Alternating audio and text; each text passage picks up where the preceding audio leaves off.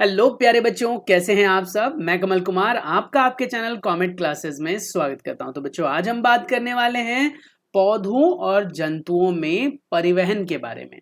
परिवहन क्या होता है, परिवहन सुविधा के बारे में हमने पढ़ा ही हुआ है। हमने जाना है कि अगर ये परिवहन नहीं होते बेटा तो आप गांव से शहर नहीं आ पाते, शहर से गांव नहीं जा पाते, हम एक देश से दूसरे देश तक नहीं जा पाते। तो कहीं ना कहीं ये परिवहन की वजह से ही संभव हो पाता है। हमें इसमें ये सब चीजें नहीं पढ़नी है, हमें जानना है कि हमारे शरीर के अंदर परिवहन कैसे होता है। हम जो सांस लेते हैं, सांस तो सिर्फ हम नाक से लेते हैं, हमारे फेफड़े में जाता है, पर हमारे शरीर के सभी अंगों तक ऑक्सीजन कैसे पहुंचता है ये तो पता ही होगा ना कि सांस लेते वक्त हम कौन सी गैस लेते हैं, किस गैस की वजह से हम सांस लेते हैं, ऑक्सीजन की वजह से। तो बेटा हमेशा याद रखना है आपने, ऑक्सीजन गैस हमारे जीवन के लिए बहुत जरूरी है। और वो ऑक्सीजन तो हमारा लंग लेता है, यानी हमारे फेफड़े लेते हैं, पर पूरा शरीर उसका इस्तेमाल कैसे करता है, परिवहन की वजह से। खाना आप खाते हो, सुबह कुरकुरे लेते हो, शाम को लंच में डिनर में कुछ ना कुछ खाते ही रहते हो, है ना। कुरकुरे मतलब मैं इसलिए बोल रहा हूँ क्योंकि बहुत सारे बच्चों को इस उम्र में ये सब चीजें पसंद आती हैं। शायद आपको ना आती हो। आपको क्या पसंद है जंक फूड में, मुझे जरूर बताना। अब ऐसा कोई भी बच्चा नहीं है जो ये बोलेगा मुझे जंक फूड पसंद नहीं। हाँ, वो बात अलग है, किसी को थोड़ा ज्यादा किसी को कम पसंद आता है। तो जो कुछ भी हम खाते हैं बेटा दिन भर में, वो हमारा शरीर कहाँ पर लेकर जाता है, पेट में। हम फिर उसे पचाते हैं और पचाने के बाद उस खाने को पूरे शरीर तक फैलाते हैं। सवाल ये उठता है कि उसको पूरे शरीर तक फैलाकर हर एक अंग तक भेजने का ये जो कार्य होता है उसे हम क्या कहते हैं, उसे परिवहन ही कहते हैं। अब आपको क्या लगता है सिर्फ और सिर्फ जंतुओं में ही परिवहन होता है? नहीं बेटा, पादपों में भी होता है। आपको पता होगा कि पौधे अपना भोजन प्रकाश संश्लेषण की विधि से बनाते हैं, और प्रकाश संश्लेषण की विधि उनकी पत्तियों में होता है। लेकिन बना हुआ भोजन पूरे शरीर तक कैसे पहुंचता है? क्या जड़ों को ऊर्जा की आवश्यकता नहीं है? क्या तनों को आवश्यकता नहीं है? क्या फल और फूल को आवश्यकता नहीं है? हाँ जी, इन सबको है। तो इन सब तक वो कैसे पहुंचता है, उसी को हम कहते हैं परिवहन। तो आज के इस वीडियो में बेटा हम परिवहन के बारे में चर्चा करने वाले हैं। बड़े ही प्यार से पढ़ेंगे, ध्यान से पढ़ेंगे। वन शॉट वीडियो रहने वाला है, थोड़ा सा टाइम लूंगा, और अगर टाइम बर्बाद हो तो सॉरी फॉर दैट, पर मैं कोशिश करूंगा कि वो टाइम बर्बाद आपका ना हो। जो आप मुझे 30 40 50 मिनट अब देने वाले हैं, ये आपके यूजफुल रहने वाले हैं। ये सारी चीजें हम पढ़ेंगे जो कुछ भी आपके पाठ में। तो चलिए शुरू करते हैं इस पाठ को, जिसका नाम है बेटा जंतुओं और पादपों में परिवहन। One shot video, NCERT syllabus 2024-25 के लिए, और इसमें हम डिस्कस करेंगे ये चैप्टर। तो हमारे पास सबसे पहले उठता है सवाल कि परिसंचरण तंत्र है क्या। देखो, जैसा कि आप सभी को पता है, ईच एंड एवरी लाइन को अगर मैं पढ़ पढ़ के समझाऊंगा तो ये वीडियो शायद 1.5-2 घंटे की बन जाएगी। तो मैं आपको कीवर्ड्स, इसेंशियल पॉइंट्स अपने लैंग्वेज में समझाता हूं। तो सबसे पहले कह रहा है कि परिसंचरण तंत्र क्या होता है। हमारे शरीर में बहुत सारी बेटा रक्त वाहिनिकाएं होती हैं। जैसे कि आपके घर में बेटा पानी की टंकी से पानी टूटियों तक कौन लेकर आता है, पाइप लेकर आता है। ऐसे ही पाइप जैसी संरचना हमारे पूरे शरीर में फैली हुई है। वो बात अलग है कि मुझे और आपको सीधे तौर पर यह दिखता नहीं है, पर अगर हम इस दीदी को देखें जो दाईं तरफ है, तो इसको देखकर आप कह सकते हैं भाई ऐसा लगता है क्या शरीर हमारा देखने में, मतलब देखो तो खाली जाल ही जाल दिखाई दे रहा है। हमारे शरीर में बेटा इसी प्रकार से हर एक अंग तक नसें जाती हैं, जिसे रक्त वाहिनिकाएं कहते हैं हम। और उसका मेन काम क्या करना होता है, चीजों को एक जगह से दूसरी जगह तक पहुंचाना। आप लोगों को पता ही होगा, जब हमारे भारत के अंदर तकनीकी इतनी ज्यादा नहीं एडवांस थी बेटा, तो विदेशों से लोग कैसे पहुंचते थे पता है आपको? जल के माध्यम से। सबसे पहले देखो, हवाई जहाज बनने से पहले नाव बनी थी, तो नाव की सहायता से, बोट की सहायता से वो एक जगह से दूसरी जगह तक जाते थे। यही वजह थी बेटा कि ज्यादातर जो गांव थे वो सब के सब नदियों के किनारे बसे थे, जिससे कि परिसंचरण आसान हो सके, परिवहन की सुविधा आसानी से मिल सके। दूसरी वजह थी पानी हमारी मेन जरूरत होती है, इस वजह से भी।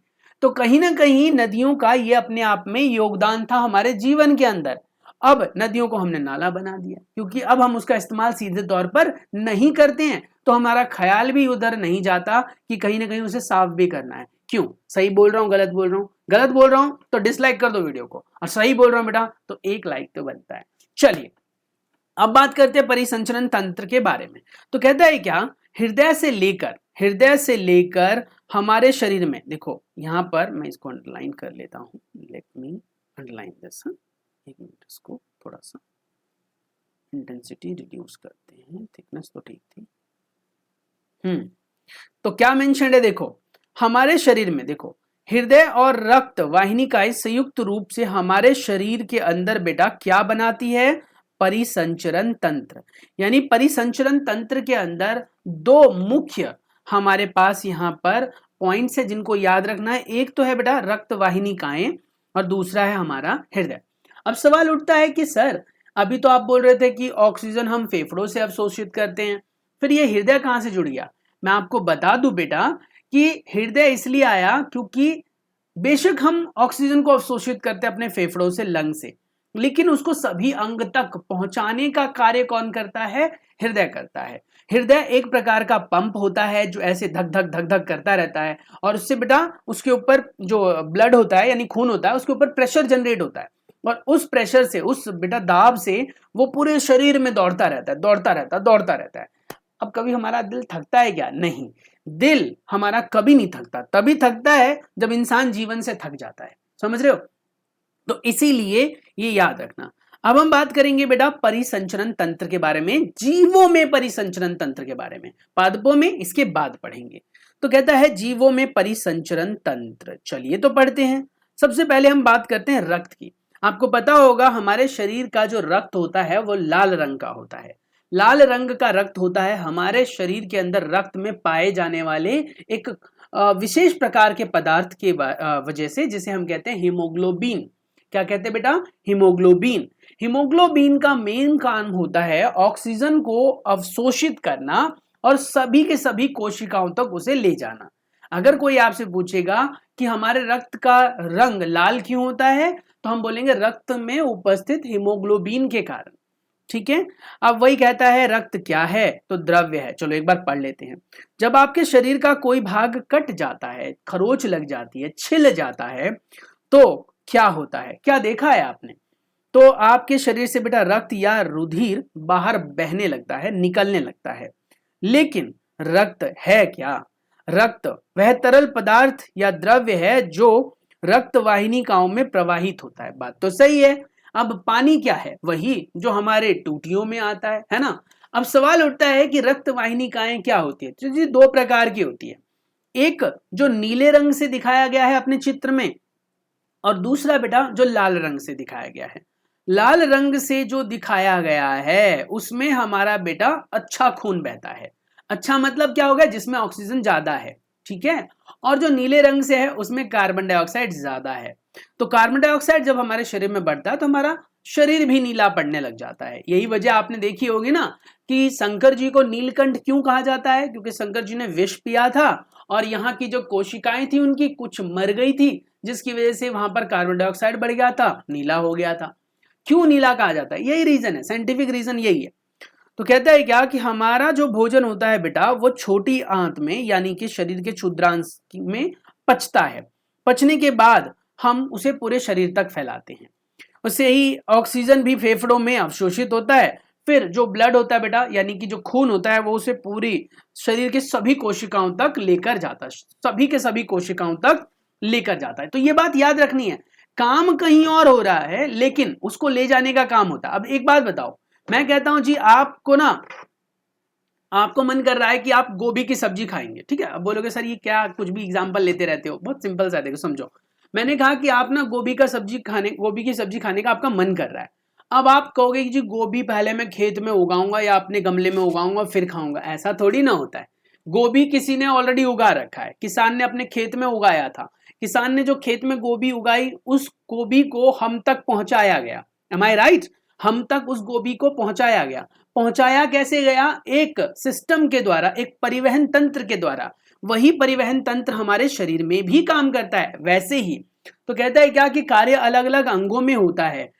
फेफड़े से ऑक्सीजन का अवशोषण होता है, खाना जो है वो पेट में पचता है, लेकिन सभी भागों तक कैसे पहुंचता है, तो वही है परिसंचरण तंत्र के द्वारा। तो ये कह रहा है क्या कि रक्त शरीर में से अवशिष्ट पदार्थों को भी बाहर निकालने का कार्य करता है, वो भी परिसंचरण तंत्र द्वारा ही हो पाता है। रक्त विभिन्न पदार्थों को किस प्रकार ले जाता है? रक्त एक तरल से बना हुआ है जिसे हम प्लाज्मा कहते हैं। अगर कोई आपसे पूछेगा बेटा कि प्लाज्मा क्या होता है, तो आप बोलेंगे क्या कि रक्त एक तरल पदार्थ से बना होता है जिसे प्लाज्मा कहते हैं, ये याद रखना, जिसमें विभिन्न प्रकार की कोशिकाएं निलंबित रहती है, यानी कि झूलती रहती है, उसके अंदर होती है। अब देखो यहां दीदी का जो चित्र दिखाया गया है, ये हमारा है हृदय। हृदय, मानव शरीर का जो हृदय होता है बेटा, वो उसके मुट्ठी के जितना होता है, यानी लगभग लगभग ये साइंटिस्टों ने स्टडी किया और पता लगाया। यानी मैं कहूं कि अगर मेरा शरीर इतना बड़ा है और मेरा मुट्ठी इतना बड़ा है, तो मेरा दिल भी बेटा लगभग मुट्ठी के जितना ही होगा। ऐसे ही आपका शरीर छोटा है तो आपकी मुट्ठी भी छोटी होगी, तो आपका दिल भी मतलब मुट्ठी के जितना होगा, यानी आपकी मुट्ठी के जितना, मेरी मुट्ठी के जितना नहीं। तो इसका साइज होता है। इसमें बेटा 4 कोष्ठ होते हैं, 4 इसके चैम्बर होते हैं। मानव हृदय में 4 चैम्बर होते हैं, लिख लेना, कहीं पर अगर आपको जरूरत होगी तो लिख लेना। उसके बाद बेटा यहाँ पर जो 2 प्रकार की नलिकाएं होती हैं या फिर रक्त वाहिनिकाएं होती है, जिसे आपने नीले और लाल रंग से दिखाया है, वो होती हैं बेटा शिरा और धमनियां। क्या होती हैं? शिरा और धमनियां। जो धमनियां होती हैं बेटा, उसमें कार्बन डाइऑक्साइड वाले ब्लड होते हैं, सॉरी ऑक्सीजन वाले। धमनियों में क्या होता है? ऑक्सीजन वाला। लाल है ना धमनियां, तो ऑक्सीजन वाला। और जो ये शिरा है वो नीला है बेटा, इसमें होती है बेटा कार्बन डाइऑक्साइड वाली ब्लड। यानी कि आप कह सकते हो कि अशुद्ध रक्त होता है ये अशुद्ध है, ये शुद्ध रक्त होता है। ये याद रखना, पेपर में पूछा जाता है। ये चित्र बनाने के लिए नहीं आएगा, पर यह पूछा जा सकता है कि धमनियों में कैसा रक्त होता है और शिराओं में कैसा होता है। अब सवाल उठता है ये प्रश्न जो अभी फिलहाल पहेली के दिमाग में आ रहा है। पहेली क्या कह रही है? पहेली कह रही है कि भैया एक बात बताओ, जो ये रक्त होता है इसका रंग लाल ही क्यों होता है? मतलब ऐसे तो कई जंतुओं में इसका रंग अलग भी देखा गया है, कईयों में गाढ़ा लाल होता है, कईयों में हल्का लाल होता है, कईयों का खून पतला होता है, कईयों का मोटा होता है थोड़ा। लेकिन सवाल उठता है कि रक्त का रंग लाल ही क्यों? तो कहता है ध्यान से सुनना बेटा, बहुत ध्यान से, क्योंकि यहां से प्रश्न बनेगा ही बनेगा। Very important concept. रक्त में एक प्रकार की कोशिकाएं होती है जिसे हम लाल रक्त कोशिका यानी आरबीसी कहते हैं। आरबीसी की फुल फॉर्म भी पूछी जा सकती है, या फिर ये भी पूछा जा सकता है कि हमारे रक्त का जो रंग होता है वह लाल क्यों होता है। तो आप बोलेंगे जी इसमें पाई जाती है एक प्रकार की कोशिका जो कि होती है आरबीसी यानी कि लाल रक्त कोशिकाएं, जिसमें एक लाल वर्णक होता है जिसे हम हीमोग्लोबिन कहते हैं। यानी मैंने अभी थोड़ी देर पहले भी बताया था आपको कि रक्त के अंदर लाल रंग के कुछ वर्णक होते हैं, यानी जिसकी वजह से उसका रंग लाल होता है, तो उसे हम कहते हैं क्या? हीमोग्लोबिन। ऐसा ही सेम रंग लगभग लगभग हमने पढ़ा हुआ है पौधों में होता है, पर रंग नहीं होता सेम, मतलब क्रिया सेम होती है, और जिसको हमने क्लोरोफिल पढ़ा था। क्लोरोफिल एक ऐसा वर्णक था बेटा जो कि पौधों के पत्तों में पाया जाता है और वो हरे रंग का होता है। जैसे मानव शरीर के अंदर क्या है? ये लाल रंग का है और ये है क्या? हीमोग्लोबिन। वहीं पर पौधों में क्या होता है? हरे रंग का होता है, और वो होता क्या है बेटा? क्लोरोफिल। क्लोरोफिल क्लोरोफिल याद रखना। तो कह रहा है हीमोग्लोबिन ऑक्सीजन को अपने साथ जोड़ लेता है, संयुक्त कर लेता है और शरीर के सभी अंगों तक आपस में पहुंचाता रहता है। ये काम होता है हमारे रक्त का। अगर आपसे कोई पूछेगा कि रक्त का क्या कार्य है, तो रक्त के जी बहुत सारे कार्य हैं। उनमें से एक कार्य है ऑक्सीजन को फेफड़ों से, मतलब फेफड़ा मतलब हमारा ये यहाँ जो होता है कोष्ठ, फेफड़ों से लेकर कहां तक? शरीर के सभी अंगों तक पहुंचाने का कार्य किसका होता है? रक्त का होता है। तो ये चीज याद रखना, पूरे शरीर में फैलाने का कार्य होता है और हीमोग्लोबिन जो है उसके अंदर होता है, जिसकी वजह से उसका रंग लाल होता है।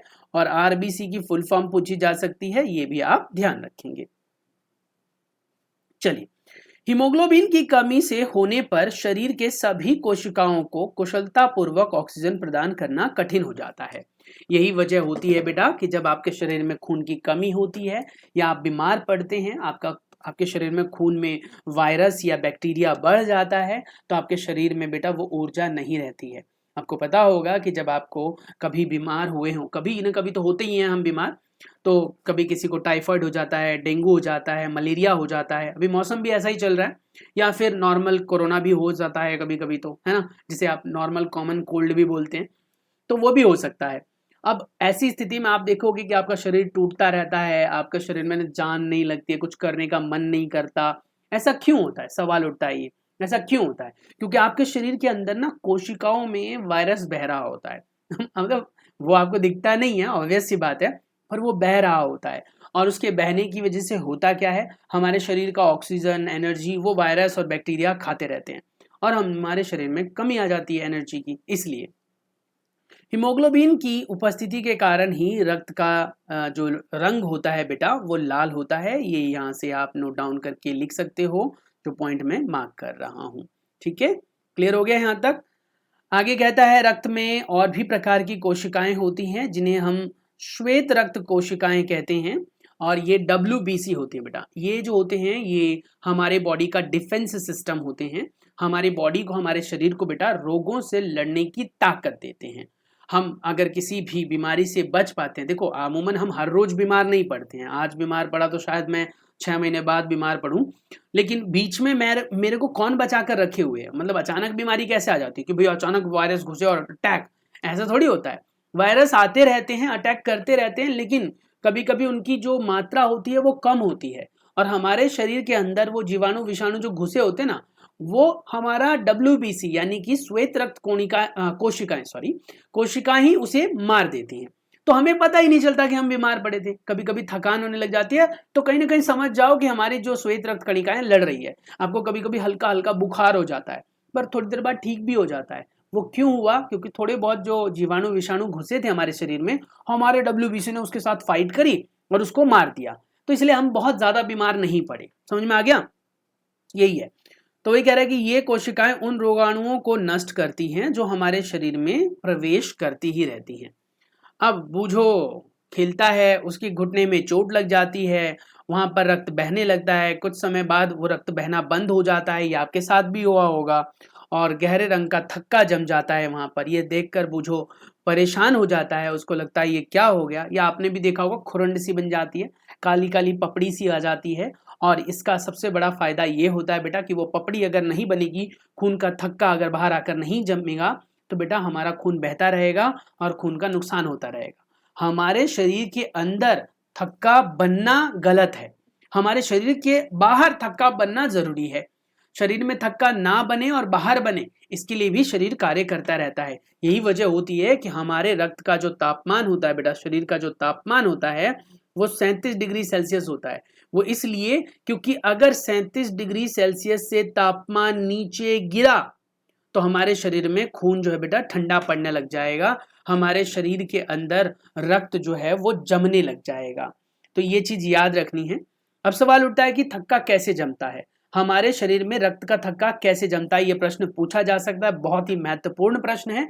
रक्त का थक्का कैसे जमता है, ये प्रश्न पूछा जा सकता है।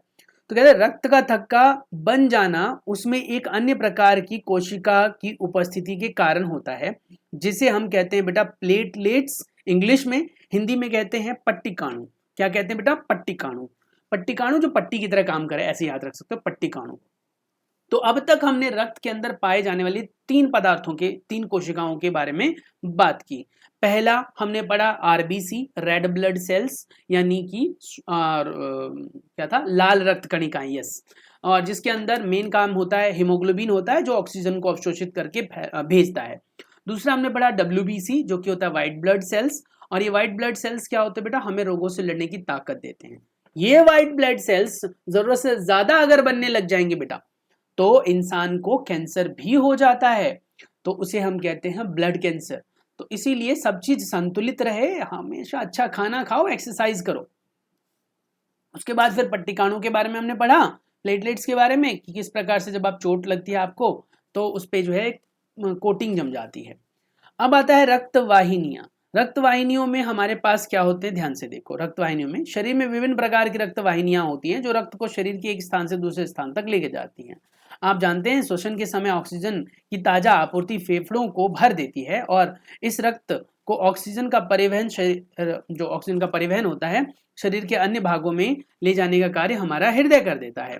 साथ ही रक्त जो है जो कार्बन डाइऑक्साइड वाला रक्त है बेटा वो अवशिष्ट पदार्थों को लेकर जाता है और इस रक्त को वापस हृदय में लाया जाता है। यानी चलता कैसे है, अगर आप ऊपर वाली दीदी वाला फोटो देखो तो आप गौर से देख सकते हो बेटा कि हो क्या रहा है। यहाँ पर ये हो रहा है बेटा कि इस जगह से यहाँ से लाल रक्त निकलता है, ठीक है, पूरे शरीर में फैलता रहता है लाल रक्त, इधर से भी निकलेगा, इधर की तरफ से फैलता हुआ जाएगा, ठीक है, ऊपर भी जाता है, सिर में भी जाता है, आंखों में भी जाता है, सभी जगहों पर लाल रक्त कोशिकाएं जो है वो पहुंचनी चाहिए क्योंकि सभी जगह पर ऑक्सीजन और खाना चाहिए। उसके बाद जब उसका यूज हो जाता है तो उसमें कार्बन डाइऑक्साइड भर जाता है बेटा, फिर वो कार्बन डाइऑक्साइड वाला जो खून है, ब्लड है, वो वापस भी आना होता है। तो उसको कहाँ लेकर आया जाता है, हृदय में लेकर आता है। हृदय से फिर बेटा उसके ऊपर क्या होता है, प्रेशर जनरेट होता है और ये फिर इसे फेफड़ों में भेजता है। ये जो पतली पतली ये दिखाई दे रही है ना नलिकाएं, ये हृदय इसे कहाँ लेकर जाता है, फेफड़ों में। फिर ये फेफड़े में जाता है। फेफड़े यहाँ पर हमारे पास दो फेफड़े होते हैं, एक होता है बेटा हमारे बाईं तरफ, एक दाईं तरफ। ये दाईं तरफ वाला फेफड़ा है, ये बाईं तरफ वाला फेफड़ा है।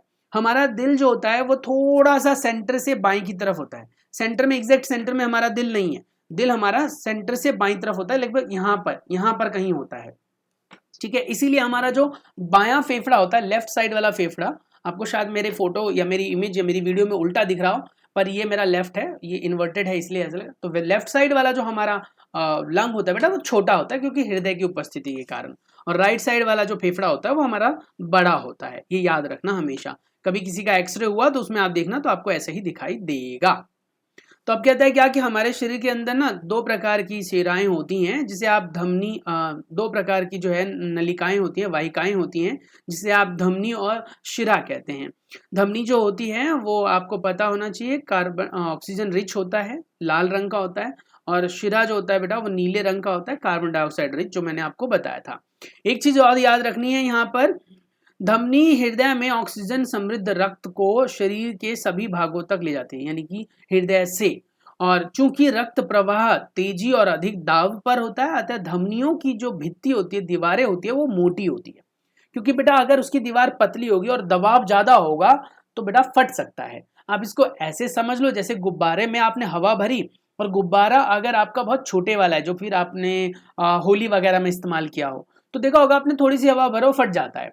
लेकिन जो बड़े वाले गुब्बारे होते हैं जो आप लोग बर्थडे वगैरह में इस्तेमाल करते हो, उसको अगर आप गौर से देखो तो उसको जब आप फुलाते हो तो फूलता रहता, जल्दी ही नहीं फटता, उसकी दीवार थोड़ी मोटी होती है।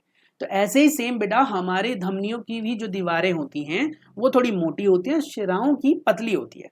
शिराओं में प्रेशर कम होता है, धमनी में ज्यादा होता है। जो कितना होता है प्रेशर, तो जी धमनी में होता है 120 और शिराओं में होता है बेटा 80, याद रखना, ठीक है। धमनी में ज्यादा और शिराओं में कम होता है, शिराओं से खून वापस जा रहा होता है ना तो प्रेशर कम होता है, ठीक है। यहां तक आ गया समझ में।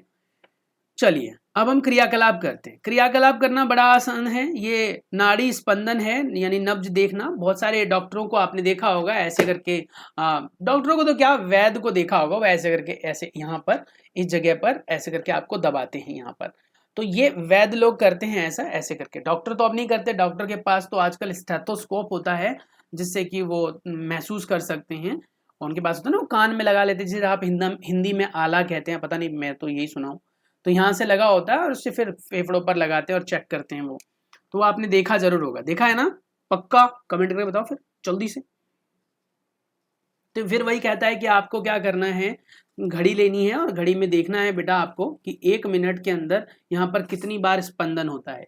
यहाँ पर भी आप लगा सकते हो, यहाँ पर लगाओ अपनी उंगली को ऐसे, यहाँ पर अपनी ये जो आईब्रो वाली लाइन होती है बेटा, ये आईब्रो वाली लाइन, इससे ऊपर यहाँ दबाओ, दिख रहा है, यहाँ लगाओ। यहाँ लगाने के बाद इसको दबा कर रखो और आप महसूस करोगे यहाँ पर भी कुछ धक धक धक धक ऐसे ऐसे ऐसे ऐसे महसूस को। तो घड़ी रख लो सामने और देखो कि 1 मिनट के अंदर आपका जो ये स्पंदन है वो कितनी बार होता है।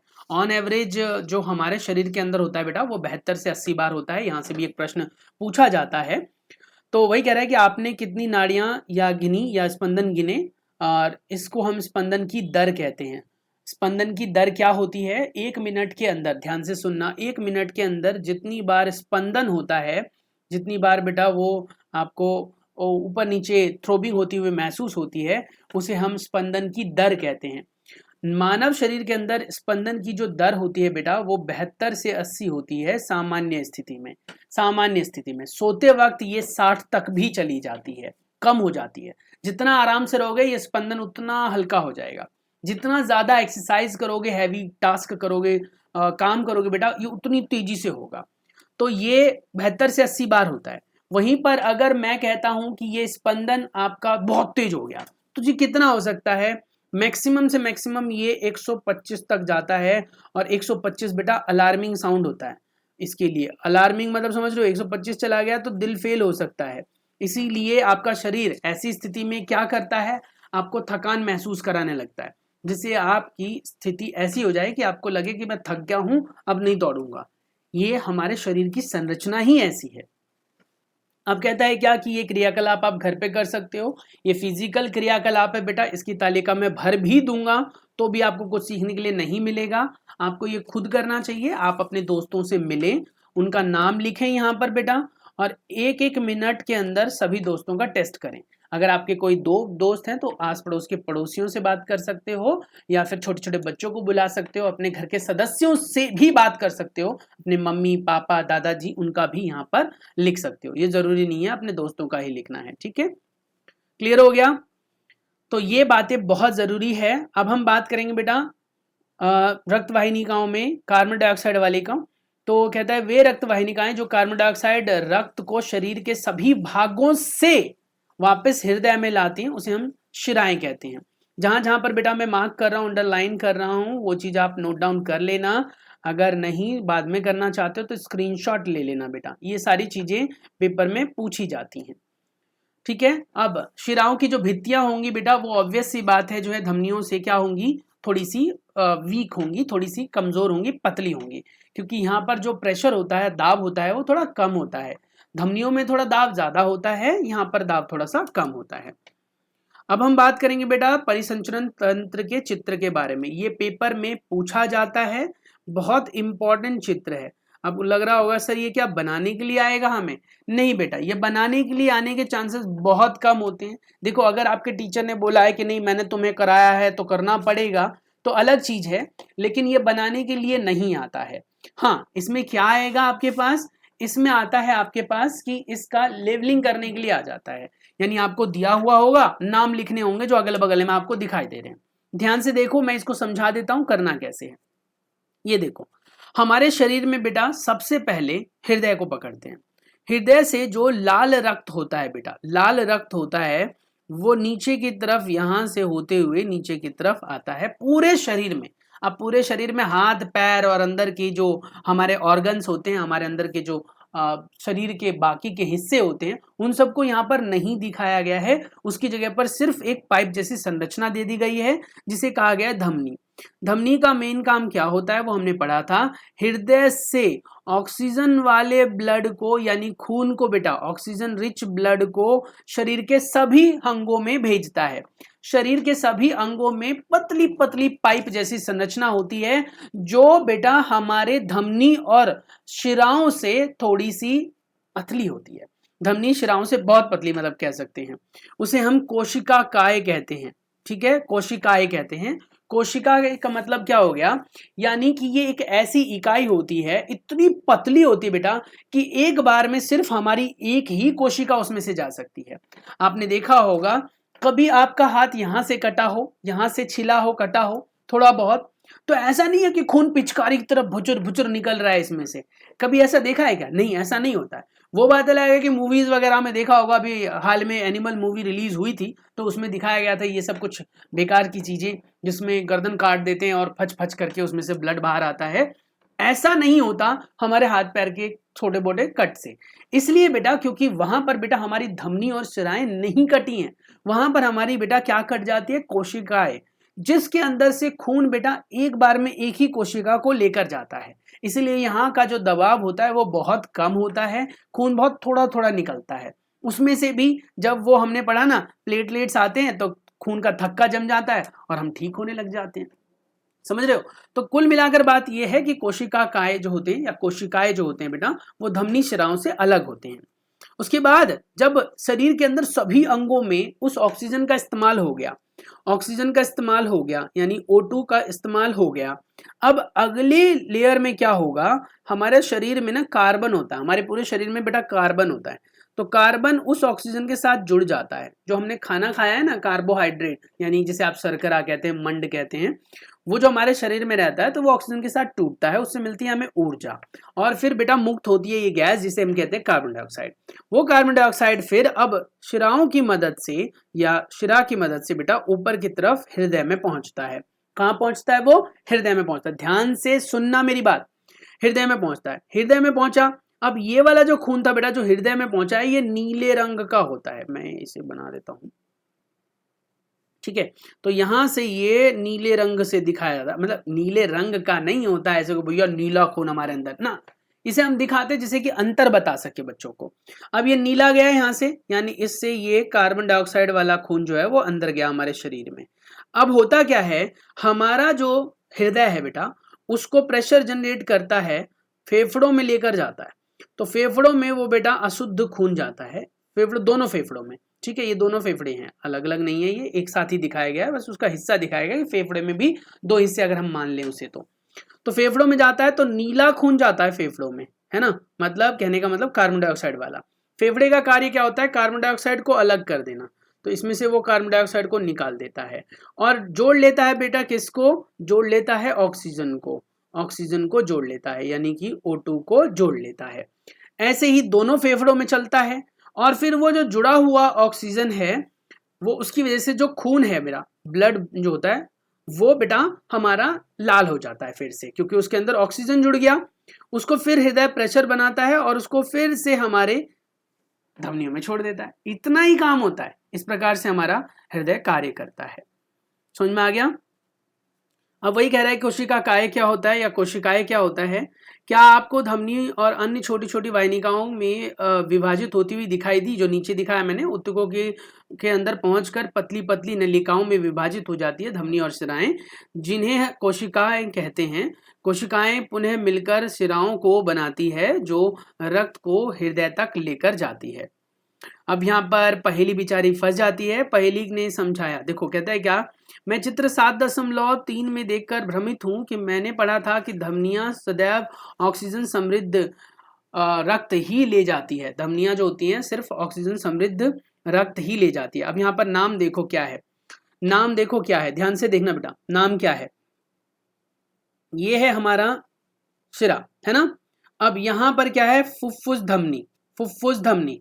अब कहोगे यार यहाँ पर फुफ्फुस धमनी क्यों लिखा है? आपने तो बोला था कि इसमें अच्छा खून नहीं होता। देखो सिंपल सी बात, आप ये समझो बेटा कि यहाँ से सिर्फ और सिर्फ गंदा खून कार्बन डाइऑक्साइड वाला ही नहीं जाता, यहाँ से बेटा क्या जाता है साथ के साथ, यहाँ से अच्छा खून भी जाता है। अब कहोगे क्यों? अब एक बात बताओ, क्या हमारा फेफड़ा हमारे शरीर का अंग नहीं है ना? तो उसको भी तो ऊर्जा चाहिए, उसको भी काम करने के लिए, एबिलिटी के लिए ऊर्जा तो चाहिए। तो वो ऊर्जा उसे कहाँ से मिलेगी? बताओ बताओ कहाँ से मिलेगी? रक्त से, तो उसे भी रक्त चाहिए। यही बात यहाँ पर कही गई है कि अगर आप नोटिस करो, ध्यान दिया हो अगर आपने नाम पर बेटा, तो ये धमनी है और धमनी में मैंने क्या बोला? धमनी में मैंने बोला भैया इम्प्योर ब्लड है। मैंने क्या बोला? इम्प्योर ब्लड है। और वहां पर देखो फुफ्फुस शिरा, इसमें मैंने फिर प्योर ब्लड बोल दिया। यानी कि जो फुफ्फुस वर्ड लग जाएगा तो वो फुफ्फुस लगते ही उल्टा हो जाएगा। जो धमनियां होंगे वो शिराओं का काम करेंगी, जो शिराएं होंगे वो धमनी का काम करेंगे फुफ्फुस में। ठीक है, तो ये ध्यान रखना, थोड़ा सा डिफिकल्ट है पर याद रखना। बेचारा बूझो भी कंफ्यूज हो गया, आप भी शायद हो सकते हो। तो यहां पर क्या लिखा है ध्यान से देखो, कह रहा है पहले ने समझाया कि फुफ्फुस धमनी हृदय से रक्त को ले जाती है ना, इसीलिए इसे शिरा नहीं बल्कि धमनी कहते हैं। समझ में आ गया? यानी कि हृदय से जो निकलेगी ना उसे हम धमनियां कहते हैं। हृदय से जो निकलती है धमनियां, हृदय में जो जाती हैं वो शिराएं। इसीलिए बेटा यहां पर नाम में थोड़ा सा चेंज हो गया। यहां पर ये हृदय में जा रहा है ना इधर, तो इसीलिए इसका नाम जो है वो फुफ्फुस शिरा हो गया, जबकि होना क्या चाहिए था? धमनी। लेकिन फुफ्फुस वर्ड लगते उल्टा हो गया ये, है ना। तो ये याद रखना, फुफ्फुस लगते हैं उल्टा, और फुफ्फुस वाला जो होगा वो हृदय और फेफड़े के बीच में आता है। चित्र को दिमाग में ना मेमोराइज कर लो, अगर आ गया तो वीडियो को लाइक कर दो, कमेंट करके बताओ समझ में आया कि नहीं आया। ठीक है, वही कह रहा है क्या कि यह कार्बन डाइऑक्साइड समृद्ध रक्त को फेफड़ों में ले जाती है। फुफ्फुस शिरा ऑक्सीजन समृद्ध रक्त को फेफड़ों से हृदय में लाती है, जो मैंने अभी आपको चित्र में समझाया था, बिल्कुल ऐसा ही। अब आता है रक्तदान महादान। ठीक है, अगर हो इसका ज्ञान तो करो रक्तदान। अब सवाल उठता है रक्तदान क्यों है महादान? रक्तदान को महादान इसलिए कहा जाता है बेटा क्योंकि एक आदमी का रक्त 3 लोगों की जान बचा सकता है। देखो हमने पढ़ा था ना, रक्त में आरबीसी होता है, प्लेटलेट्स होते हैं और बेटा डब्ल्यूबीसी होता है। ये तीनों अलग अलग होते हैं। डेंगू में आपने सुना होगा कि उसका प्लेटलेट्स गिर गया, वो उसकी वजह से बहुत बीमार है, उसको प्लेटलेट्स चढ़ाना पड़ेगा। अब बताओ प्लेटलेट्स कहाँ से मिलेंगे? कोई प्लास्टिक के प्लेट थोड़ी ऐसे चढ़ा दें हम, ये किसी के खून में से बेटा निकाला जाता है, एक्सट्रैक्ट किया जाता है और उसको फिर उस आदमी के खून में चढ़ाया जाता है।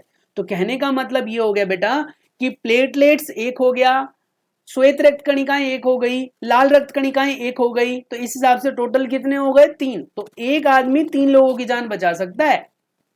कैसा लग रहा है? वजह है ना? तो बेटा जब आप 18 साल के हो जाएंगे उसके बाद आप रक्तदान करना। मुझे पता है आप लोग पक्का कमेंट में लिखने वाले हो कि मैं कितनी बार कर चुका हूं, लिखो तभी बताऊंगा, नहीं तो नहीं बता। ठीक है, तो ये कह रहे हैं कि रक्तदान महादान, रक्त की उपलब्धता जो है वो होनी चाहिए। अनुपलब्धता के कारण सैकड़ों लोगों की जान चली जाती है और स्वेच्छा से किया गया दान जो है वो हानि रहित होता है और दर्द रहित होता है। यानी आपको इसमें कोई दर्द नहीं होगा, शरीर फिर से बना लेता है हमारा खून बेटा। क्योंकि जी हमारे शरीर से खून चला गया हम तो कमजोर पड़ जाएंगे। बेटा क्या होता है ना, हमारा शरीर ना उसको बहुत जल्दी बना लेता है, बहुत जल्दी बना लेता है। और इससे 2 फायदे हैं। खून अगर बदलता रहता है तो हमारे शरीर को रक्त बनाने की जो ताकत है ना वो मिलती रहती है। तो रक्त हमें दान करना चाहिए, जो कई अनमोल जाने बचा सकता है। रक्तदान अस्पतालों में सरकार द्वारा अधिकृत जगहों पर ही किया जाना चाहिए। दान किया गया रक्त ब्लड बैंकों में विशेष देखभाल से रखा जाता है और जरूरत के समय फिर लोगों को दिया जाता है। अब हम बात करेंगे बेटा हृदय के बारे में। हृदय वह अंग है जो रक्त द्वारा पदार्थों के परिवहन के लिए पंप के रूप में कार्य करता है और ये निरंतर धड़कता रहता है, चलता रहता है, कार्य करता रहता है, कभी थकता नहीं है। अब रक्त के बारे में अच्छी तरीके से समझेंगे। चलिए, एक ऐसे पंप की कल्पना कीजिए जो वर्षों तक बिना रुके कार्य करता रहता है। वो हमारा है बेटा दिल, हमारा दिल। हमारी आंखें थक जाती है, हम आंखें बंद करके सो जाते हैं। हमारा मुंह थक जाता है, हम बोलना बंद कर देते हैं। हमारे पैर थक जाते हैं, हम चलना बंद कर देते हैं। हमारा हाथ थक जाता है, लिखना बंद कर देते हैं।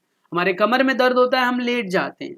लेकिन हमारा हृदय जिंदगी भर, जब तक हम जिंदा होते हैं, पैदा होने से लेकर जब तक हम जिंदा होते हैं, तब तक धड़कता रहता है, धड़कता रहता है, धड़कता रहता है और लगातार बेटा हमारे शरीर के अंदर ऑक्सीजन को प्रवाहित करता है, अन्य पदार्थों को प्रवाहित करता है।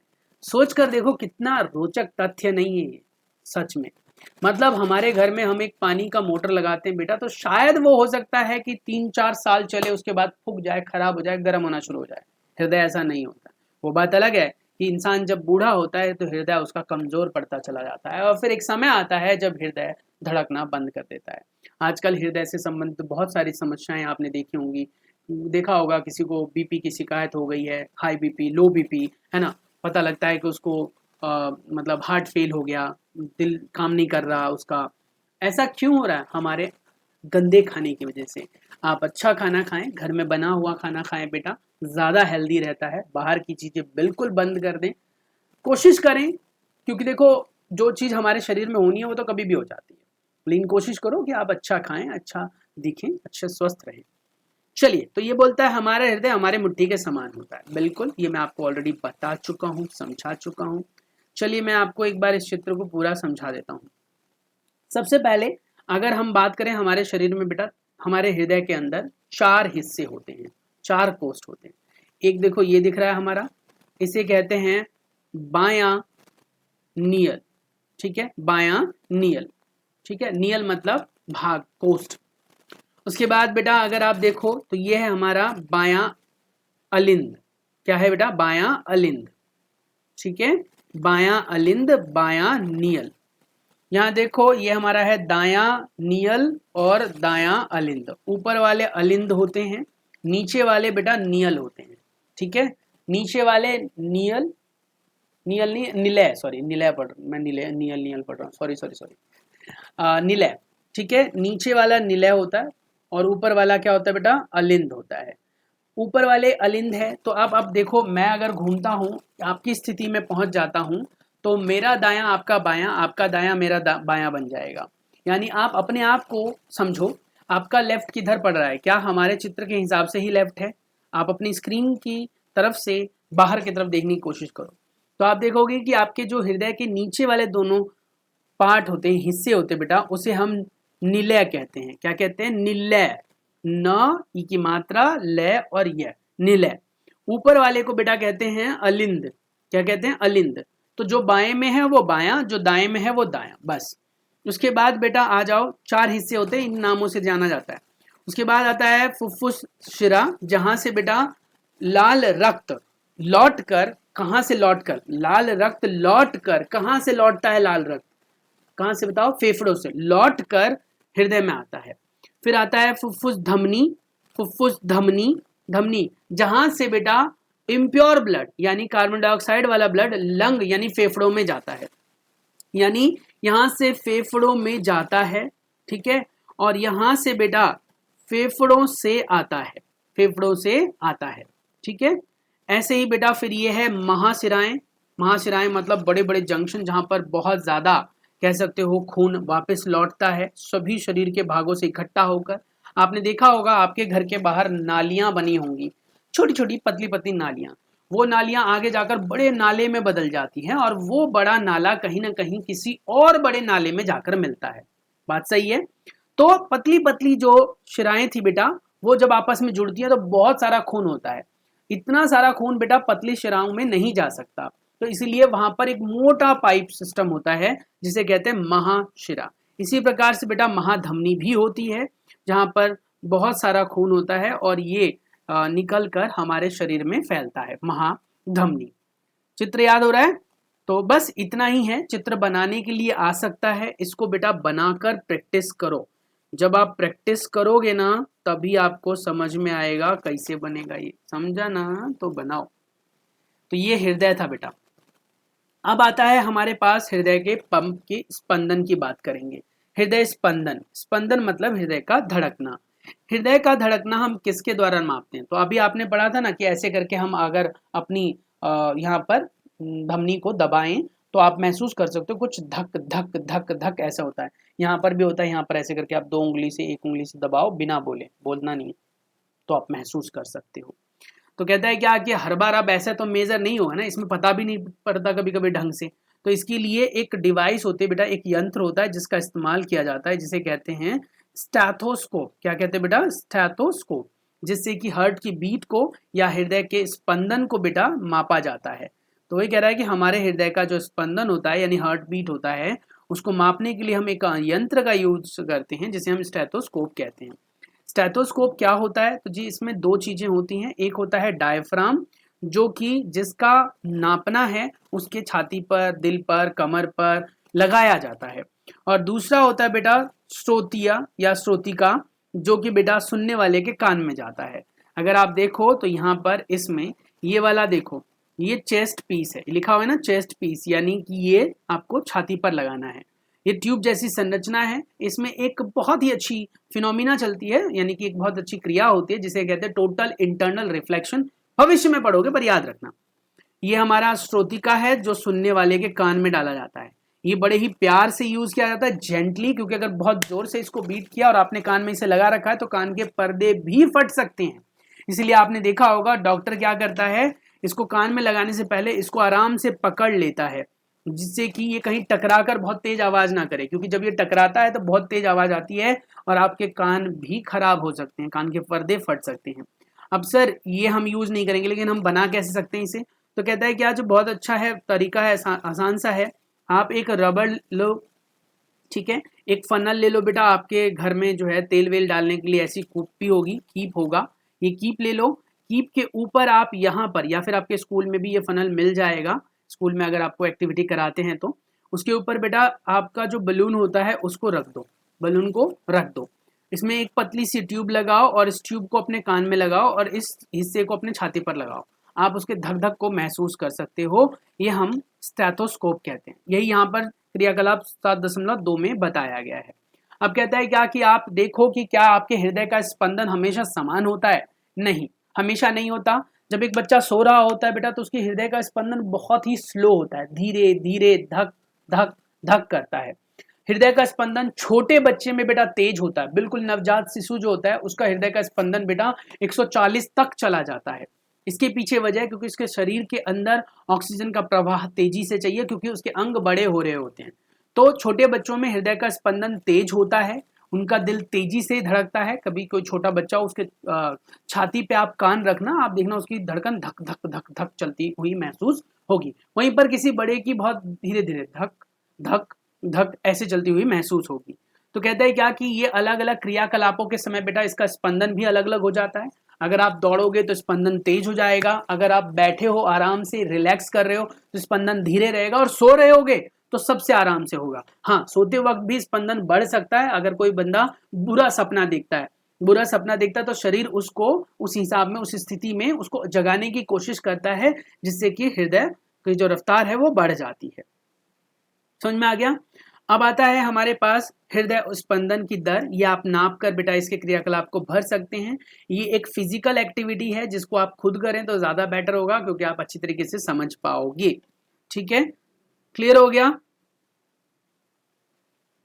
ये देखो, अब कहता है रक्त परिसंचरण। रक्त परिसंचरण की खोज विलियम हार्वे ने की थी, और ये चिकित्सक थे अपने आप में जो अंग्रेज के थे। और उन दिनों में मान्यता थी कि रक्त शरीर की वाहिनियों में दोलन करता रहता है। इस मत के लिए हार्वे का उपहास किया गया और परिसंचारी या सर्कुलेटर कहा जाता था, वो उन्होंने बनाया। उपहास मतलब समझ लो बेइज्जती की गई उनकी। उनके अधिकांश रोगियों ने उनसे उपचार कराना बंद कर दिया। तथापि हार्वे की मृत्यु से पहले परिसंचरण के बारे में उनके विचार को जीव वैज्ञानिक तथ्य के रूप में मान्यता मिल गई थी। यानी कहने का मतलब ये था कि जब हार्वे ने बताया कि भाई हमारे शरीर में खून जो है पतली पतली संरचनाओं पाइपों में बहता है, तो किसी ने उसकी बात ही नहीं मानी। सब कहते हैं मूर्ख हो गया है, बुढ़ा हो गया है, मतलब इसको तो समझ में कुछ नहीं आता। तो ऐसा बोलने लग गए लोग, उपहास किया, उसका बहुत मजाक उड़ाया। लेकिन वो अपनी बात पर टिके रहे और उन्होंने कहा कि भैया ऐसा ही होता है, हृदय से हमारे शरीर में खून बहता है और फिर सारे शरीर से वो खून वापस हृदय में आता है। लेकिन कोई बात ही नहीं मान रहा था। फिर धीरे धीरे करके लोगों ने स्टडी वगैरह की, पढ़ना वढ़ना शुरू किया और जाना, फिर और साइंटिस्टों की मदद से ये संभव हो पाया। समझ में आ गया? तो शरीर में रक्त की वजह से क्या होता है? ऑक्सीजन की आपूर्ति होती है, खाद्य सामग्री फैलती है बेटा।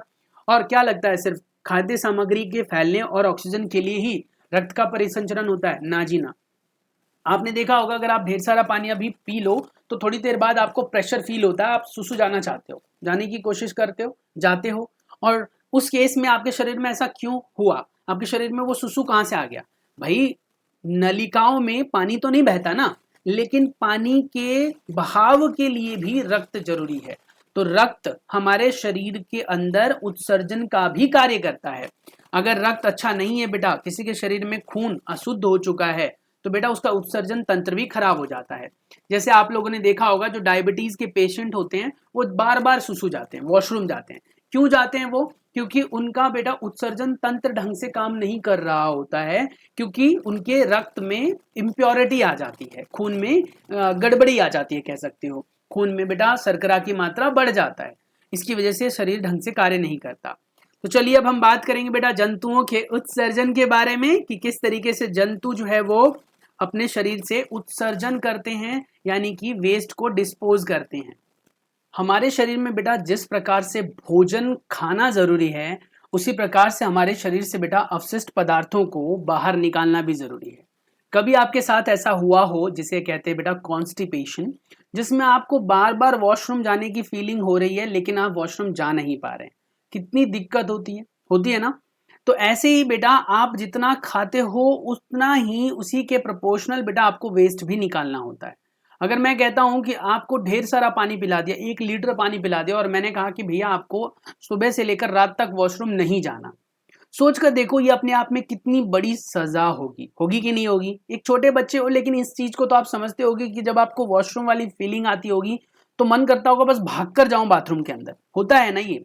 तो ऐसा क्यों होता है? क्योंकि देखो एक सिंपल सी बात समझो इस चीज से, कि एक टंकी के अंदर अगर पानी भरा जाता है और लगातार सिर्फ उसमें भरा जाता है, खाली किया ही नहीं जाता, तो क्या हमेशा उसको भरने की जरूरत पड़ेगी? नहीं। एक टंकी भर गया, भरने के बाद उसमें से पानी बाहर निकलेगा, खाली होगा, फिर वो भरेगा। तो हमारे शरीर में भी बेटा टैंक है, यानी कि जहां पर वॉशरूम जाकर स्टोर होता है। तो सवाल उठता है कि वो स्टोर होता कैसे है? क्योंकि हमारा जो रक्त होता है बेटा, वो शरीर में कार्य करते करते रक्त में कोशिकाओं की जो गंदगी होती है वो भी आ जाती है। तो उन गंदगियों को हमारे शरीर से हटाना होता है, और उन गंदगियों को शरीर से हटाने के लिए हमें उत्सर्जन तंत्र की जरूरत होती है। तो जंतुओं में उत्सर्जन के बारे में हम पढ़ेंगे।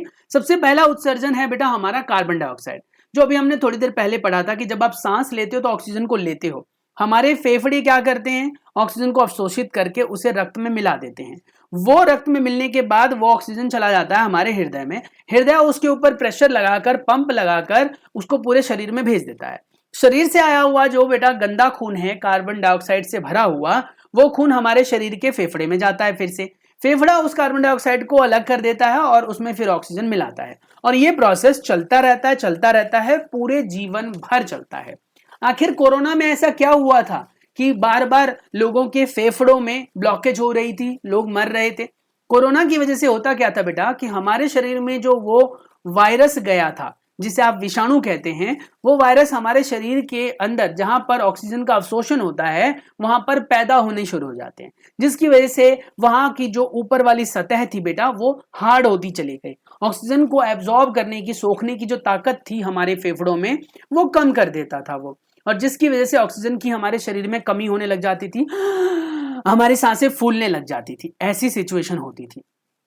ऐसे ही कुछ यहां पर पढ़ने के लिए मिलेगा। चलिए अब हम उत्सर्जन तंत्र के बारे में पढ़ लेते हैं। जब हमारी कोशिकाएं अपना कार्य करती है तो कुछ पदार्थ अवशिष्ट के रूप में निर्मुक्त होती है। अधिकांश यह पदार्थ विषाक्त होते हैं। विषाक्त मतलब विषैले, हमारे शरीर के लिए बिल्कुल भी अच्छे नहीं होते हैं। याद होगा आप लोगों को बचपन से ही सिखाया जाता है, कहा जाता है बेटा हमेशा सुबह उठकर गर्म पानी पीकर वॉशरूम जाना चाहिए, जिससे आपका पेट साफ रहे।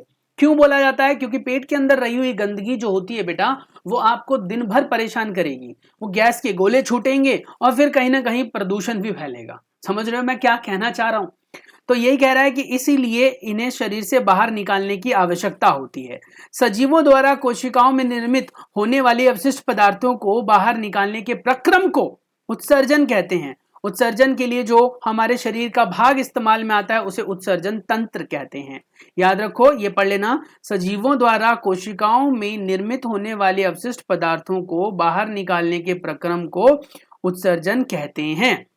उत्सर्जन में भाग लेने वाले हमारे अंगों को उत्सर्जन तंत्र या उत्सर्जन अंग कहते हैं। अब हम बात करेंगे बेटा मानव उत्सर्जन तंत्र के बारे में। क्या है मानव उत्सर्जन तंत्र? कहता है क्या कि हमारे रक्त में विभिन्न प्रकार की अवशिष्ट पदार्थ होते हैं। रक्त में उपस्थित अवशिष्ट पदार्थों को शरीर से बाहर निकाला जाना चाहिए। यह किस प्रकार से होता है, चलिए इसके बारे में हम थोड़ा छानबीन करें, जानें। हमारे शरीर में आपने देखा होगा, हमारे शरीर में बेटा रक्त कैसे साफ होता है। रक्त दो जगहों पर साफ होता है। एक होता है बेटा हमारे फेफड़ों में, जहां पर रक्त में से बेटा कार्बन डाइऑक्साइड निकलता है, कार्बन डाइऑक्साइड को अलग करता है हमारा फेफड़ा। दूसरा निकलता है बेटा हमारे वृक्क से, यानी कि हमारी किडनी से। किडनी का काम क्या होता है? किडनी के अंदर बहुत पतली पतली संरचनाएं होती हैं जो कि रक्त के अंदर पाए जाने वाले बेटा दूसरे अवशिष्ट पदार्थ, जो कि लिक्विड बेटा होते हैं, द्रव्य पदार्थ होते हैं अवशिष्ट, जिसे आप यूरिन कहते हैं, टॉयलेट कहते हैं बेटा, उसको निकालने के लिए हमारा क्या रिस्पॉन्सिबल होता है बेटा? हमारे शरीर के अंदर पाए जाने वाला वृक्क, यानी कि हमारी किडनी। हमारे शरीर में बेटा हमारे पीछे की तरफ दो किडनियां होती हैं, पीछे की तरफ दो किडनियां होती हैं। शरीर के लिए एक किडनी भी काफी है, लेकिन जब हमारे शरीर में एक ही किडनी रहेगा बेटा तो उस किडनी को ज्यादा काम करना पड़ेगा। हम कोई भी गंदा पदार्थ नहीं खा सकते। लाइक गंदा मतलब क्या? जिससे शरीर को नुकसान होता है, जैसे कि कुरकुरे हो गए, चिप्स हो गए, ये बाहर की चीजें जो होगी फुटपाथ वाली, ये नहीं खा सकते आप, क्योंकि ये खाओगे तो शरीर में ब्लड गंदा होगा और उसको साफ करने के लिए हमारे पास एक ही किडनी है, प्रेशर ज्यादा आएगा और वो किडनी भी खराब हो सकती है। इसीलिए भगवान ने हमें दो किडनी दी है। समझ में आ गया? तो चलिए अब किडनी साफ कैसे करता है उसको जान लेते हैं। यह व्यवस्था वृक्क में उपस्थित रक्त कोशिकाओं द्वारा उपलब्ध की जाती है। वृक्क यानी कि हमारे गुर्दे। जब वृक्क दोनों वृक्कों में पहुंचता है रक्त, हमारा वृक्क मतलब किडनी यानी गुर्दे, गुर्दों में जब हमारा पहुंचता है तो इसमें उपयोगी एवं हानिकारक दोनों पदार्थ होते हैं। उपयोगी पदार्थ को रक्त में पुनः अवशोषित कर लिया जाता है, क्योंकि अगर उपयोगी पदार्थ भी यूरिन से बाहर निकलने लग जाएगा फिर तो हम कमजोर होने लग जाएंगे।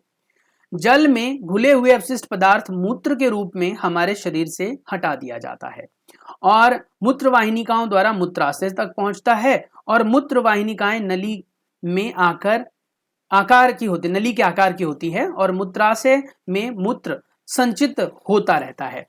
मूत्राशय से एक पेशी के नलियां जुड़ी होती है जिसे मूत्र मार्ग कहते हैं और उसके द्वारा फिर सुसु हमारे शरीर से बाहर आ जाता है। ये बेटा पुरुषों और महिलाओं दोनों के अंदर एक समान होता है। मूत्र के उत्सर्जन तंत्र अलग अलग होते हैं पुरुष और महिला में, लेकिन बेटा मानव के अंदर पूरा साफ करने का सिस्टम औरतों में और पुरुषों में, मानवों में अलग होते, मतलब सेम होते हैं, अलग नहीं होते, सेम होते हैं। हमारे शरीर में बेटा दो वृक्क होते हैं, जैसा कि आप देख सकते हो। एक वृक्क हमारा इधर है, एक वृक्क हमारा इधर है। देखो एक इधर है, एक इधर है। जी दोनों का रंग अलग अलग क्यों है, बस समझाने के लिए, ऐसा कुछ अलग अलग नहीं होता है, ठीक है। उसके बाद ये मूत्र वाहिनी है, जो मूत्र यहाँ पर बेटा कलेक्ट होती है, इसके अंदर यहाँ पर जो तैयार होता है वो मूत्र वाहिनिकाएं जो होती हैं वो नीचे लेकर आती है। मूत्राशय में आ जाता है। मूत्राशय वो स्टोरेज टैंक होता है जहां पर यूरिन आकर इकट्ठा होता है, स्टोर होता है बेटा।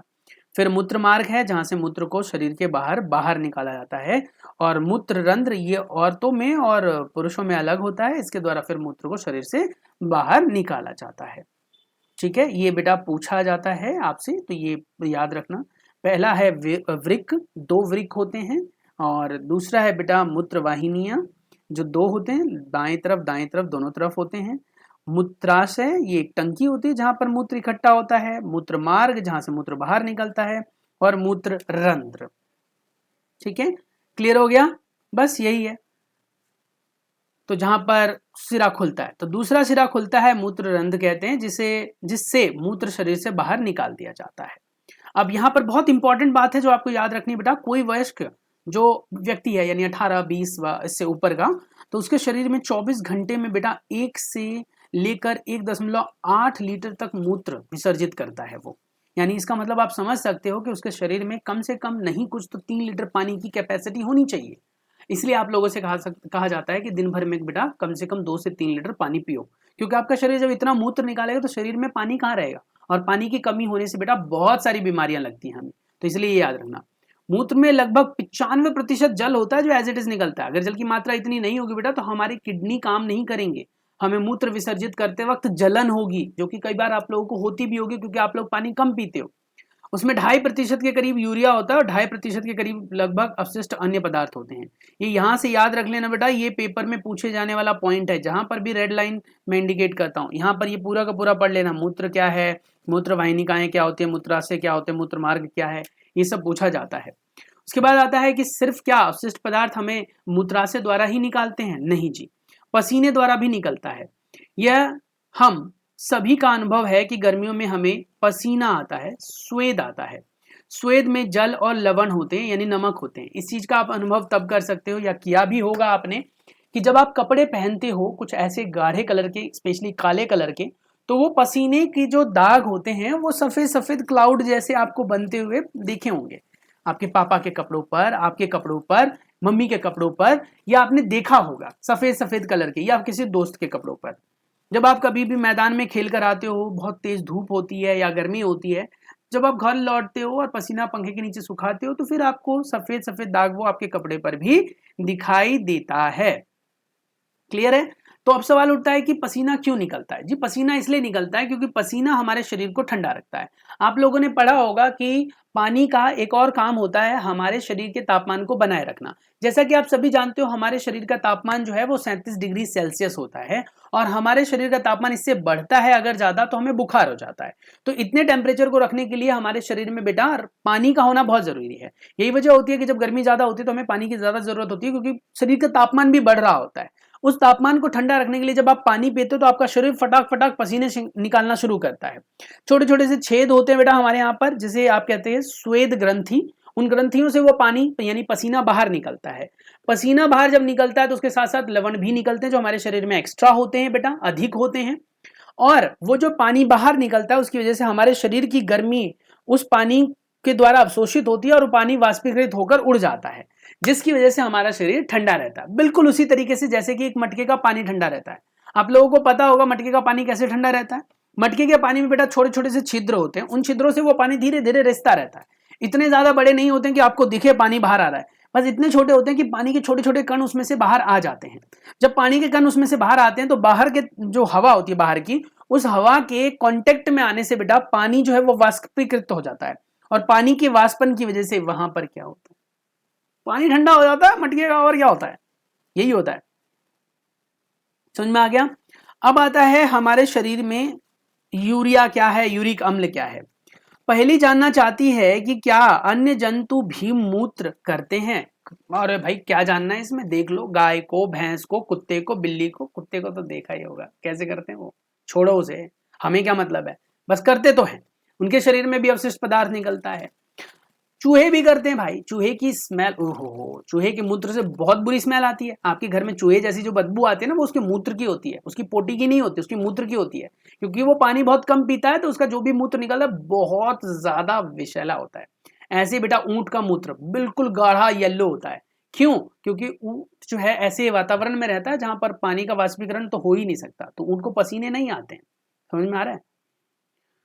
जंतुओं के शरीर से अवशिष्ट रसायनों के निष्कासन की विधि जल की उपलब्धता पर निर्भर करती है। बात तो सही है, आपके शरीर में अगर जल कम होगा बेटा तो पसीना भी कम आएगा, जल ज्यादा है तो पसीना ज्यादा आएगा। मछली जैसे जलीय जंतुओं की कोशिकाओं के अवशिष्ट पदार्थों को अमोनिया के रूप में उत्सर्जित करते हैं जो सीधे जल में घुल जाती है। पक्षी, छिपकली, सर्प जैसे कुछ जंतु अपने शरीर के अवशिष्ट पदार्थों को उत्सर्जन अर्धघन सेमी सॉलिड पदार्थ के रूप में करते हैं, यानी कि ना तो वो बहुत ज्यादा, मतलब वो सुसु नहीं करते हैं। मछली कभी आप देखो छिपकली को सुसु नहीं करते हैं वो। छिपकली सुसु कैसे करेंगे भाई, छिपकली की जो पोटी होती है ना उसी में उनका वेस्ट निकल जाता है, पानी वाला भी, जो मुख्यतः सफेद या यौगिक रूप में होता है, ये यूरिक होता है। मानव द्वारा उत्सर्जित अवशिष्ट पदार्थ में यूरिया प्रमुख है, यानी यूरिक अम्ल ही यूरिया बनाते हैं। अब आता है पादपों में परिवहन। अब तक जो आपने पढ़ा बेटा ये मानव में था, ये जंतुओं में था। अगली वीडियो के अंदर मैं आपको पादप में परिवहन सिखाऊंगा। वीडियो थोड़ी ज्यादा लंबी हो गई है, लेकिन अगर आपको अब तक मानव के परिवहन के बारे में डिटेल इंफॉर्मेशन पता लग गई है, आपको पता लग गया है कि इस पाठ में है क्या क्या हमें सिखाने की कोशिश की गई है, तो बेटा लाइक कर देना। एक बार कर चुके तो दोबारा मत करना, डिसलाइक हो जाता है ना ना ना, मतलब हट जाता है लाइक। चलो मिलते हैं नेक्स्ट वीडियो में, तब तक के लिए अपना बहुत सारा ख्याल रखें। चैनल पर पहली बार आए तो लाइक शेयर सब्सक्राइब कर देना, बेल आइकन को प्रेस कर देना। अगर अभी तक आप मेरी वीडियो में बने हो लास्ट तक, एकदम लास्ट मोमेंट तक, तो लिखो आई एम द बेस्ट, यानी आप अपने लिए लिखो भाई, मेरे लिए नहीं, अपने लिए लिखो, यू आर द बेस्ट।